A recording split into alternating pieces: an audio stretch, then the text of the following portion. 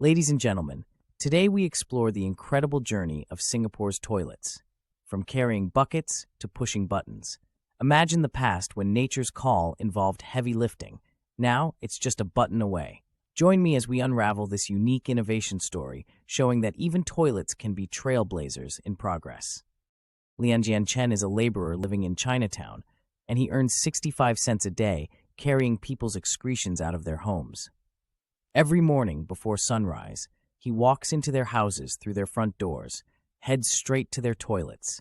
A room with a hole in the ground, and under the hole, a corroded tin pail that collects all their poop and empties its contents into his waiting iron bucket. Water is scarce, clean water rarer, so Heng Kiat rinses the emptied pail with as little water as he can. Still, it's enough water to create a river flecked by stray pieces of poop that flows from the toilet through the house all the way to the street drain. With the bucket in one hand, he wades through the kitchen and living quarters, leaves the house, and loads the bucket onto a truck waiting outside. Emptying a full bucket of night soil into a central tank, the truck will then transport the buckets and buckets of poop to a cleaning depot, where night soil men will dump the day's collections into a central tank, which will pump it to a treatment facility such as Kim Chuan Sewage Treatment Works. Thereafter, the waste product will be mixed with sludge and finally pumped to Serangoon Sludge Works for disposal. But Jian Chen doesn't bother himself with any of that. Right now, his only job is to carry human poop out of homes and into the truck. So he braces himself, heads upstairs, and, on each subsequent floor, repeats the process of emptying another family's night soil pail. That's one house done. Another 63 buckets of human poop to replace before a new truck with storage space for more buckets comes. Another 8 hours till 2 p.m. when his job ends. It is dirty and backbreaking work. A full bucket weighs around 1 kg.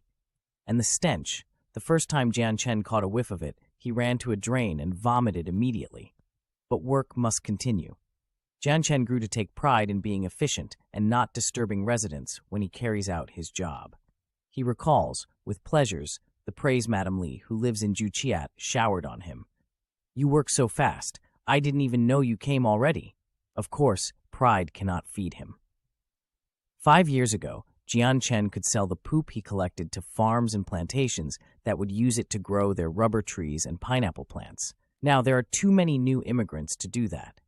Singapore is producing too much human poop at that time. There is more poop in the city than farms and plantations can use. The English health officers, growing wary at the prevalence of waterborne diseases like dysentery in Singapore, have also made it illegal to sell human poop as manure. So that's one source of income dried up. Over the years, Jian Chen has seen the colonial government try to improve the situation in Singapore, which means putting people like him out of a business. They made it compulsory for people living within 30 meters of a sewerage system to install flush toilets, sinks, and so on. For homes located too far from a sewerage system, which are still a lot, considering the state of sewerage presently, the Singapore Improvement Trust, SIT, built back lanes, so night soil men like himself would not have to wade through the place with buckets full of poop. Jian Chen is angry at the state of things, of course. With the stricter rules on selling night soil and the legislation on mandatory toilets, it's become harder and harder to earn money as a night soil man. As this tale was recorded from the 1930s, now fast forward to the 1960s. At this time was the newly built sit flats at Tiong Bahru.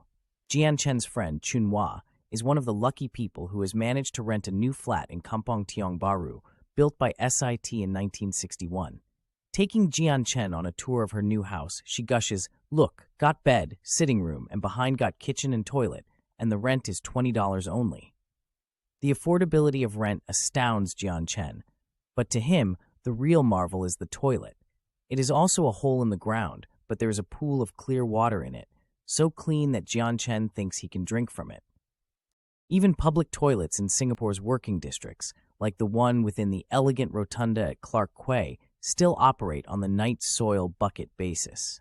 "How to use?" Jian Chen asks. Chun Hua takes a square of toilet paper, throws it into the water, and pulls a metal chain. Immediately, a flood of water sweeps into the hole from all sides of the squat toilet. The toilet paper swirls as if in a whirlpool and is sucked into the hole before a pool of fresh water reappears in the hole. So convenient, right? The flushing so easy to use, nobody teaches, but everyone just knows.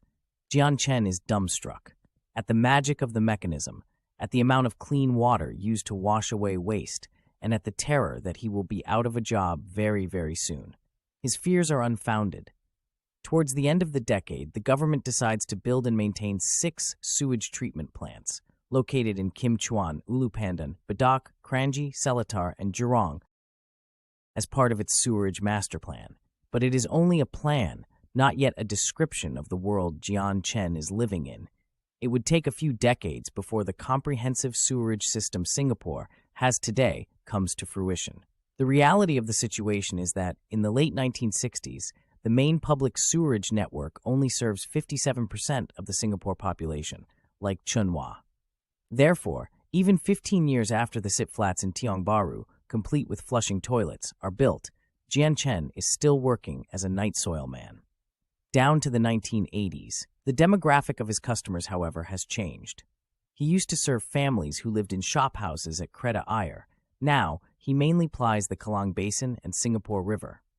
There are still squatters living in these areas, and Jian Chen feels grateful, but also guilty, that they have not progressed from the hole-in-the-ground night soil buckets for their defecation purposes.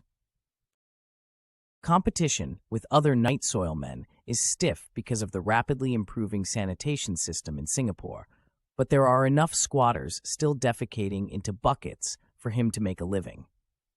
Heng Kiat estimates that there are around 10,000 night soil toilets left in Singapore, which serve the 40,000 squatters in the Klang area and 4,000 around the Singapore River.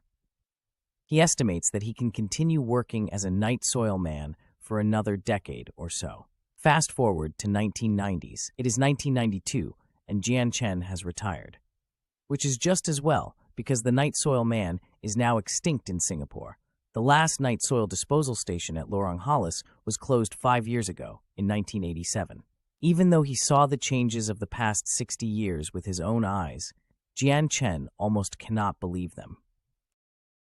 Under the directive of Singapore's first Prime Minister, the Klang Basin and Singapore River, previously the heart of his livelihood as a night soil man, transformed into sparkling oases of clean water as a result of 10 years of cleanup, completed in 1987.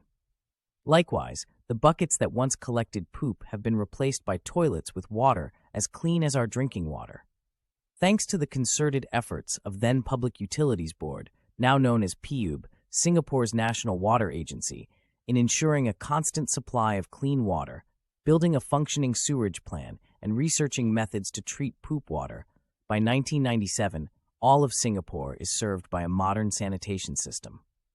If someone had told him in 1930s that this, an automated system where poop automatically disappears and gets transported to a central processing plant at the press of a button, without any need of human intervention, at DAP, all would be what defecating would be like in the future, Jian Chen would have laughed his head off. Singapore, where opium is more readily available than clean water, where the rivers running through its land is made not of water, but of a combination of sludge, poop, and animal carcasses bobbing about. Today, he laughs in gratitude and amazement when he sees clean water flushing away his poops. But his sense of mild outrage is assuaged as he remembers his daughter telling him that her flat, a new HDB apartment built at the beginning of the year, employs a low-capacity flushing cistern, which reduces each flush of 9 liters by half. He is reassured that Singaporeans are not taking all this clean water for granted. Indeed, in the next 20 years till the present day, Singapore will continue to ensure they use less water for sanitation. For instance, old toilets like Jian Chen's, which still use 9 liters per flush, will be replaced for free by PUB with more efficient ones, saving him up to 10% of his monthly water bill. The nation is also closing the water loop by recycling water so that whatever scarce water they have is not wasted. Wastewater will be transported and handled by an underground superhighway system called Deep Tunnel Sewerage System, DTSS. located up to 30 meters underneath Singapore, deeper than all but 2 MRT stations in Singapore. Water that once went down the sanitation pipes will emerge sparkling clean from our taps as new water. Had Jian Chen and the other night soil men who kept Singapore's toilets functioning lived to see these changes, they might have laughed at the sheer incredulity of the situation, at how rapidly Pub has managed to revamp Singapore's sanitation system within a few decades, despite this island's thirst for clean water.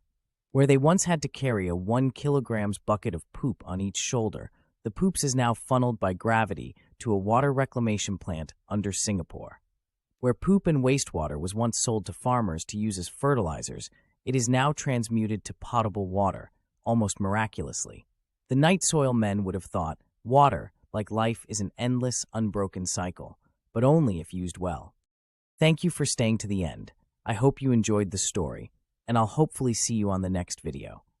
Please help me grow out my hands by liking, subscribing, and following my pages. With love from here. Bye for now.